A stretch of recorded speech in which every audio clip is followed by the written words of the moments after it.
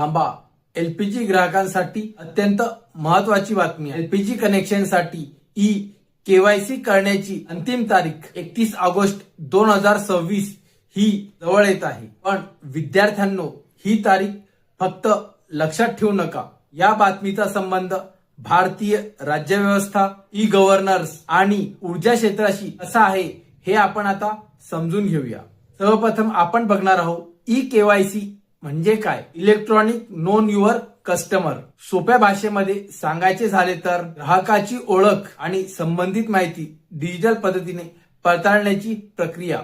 आता याचा एलपीजीशी संबंध काय। एलपीजी हे भारतातील घरगुती ऊर्जेची एक महत्वाची गरज आहे। त्यामुळे एलपीजी ग्राहकांची माहिती योग्य आणि अद्ययावत ठेवणे महत्वाचे ठरते। केवायसी सारख्या डिजिटल प्रक्रियेमुळे ग्राहकांची ओळख ठेवणे अत्यंत सोयीस्कर होते। यामुळे ग्राहकांची ओळख पडताळणे, एलपीजी वितरण व्यवस्थेमध्ये पारदर्शकता व अचूकता वाढवणे शक्य होते। आता याचा स्पर्धा परीक्षेसाठी कशा प्रकारे संबंध आहे हे आपण बघूया।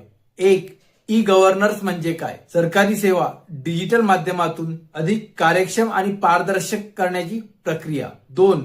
ऊर्जा क्षेत्र म्हणजे काय। एलपीजी हे भारतातील महत्वाचे घरगुती इंधन आहे। 3.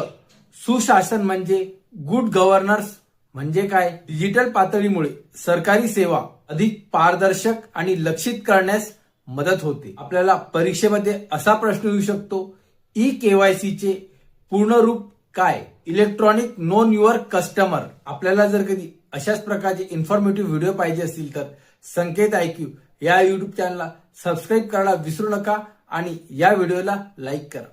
थँक्यू।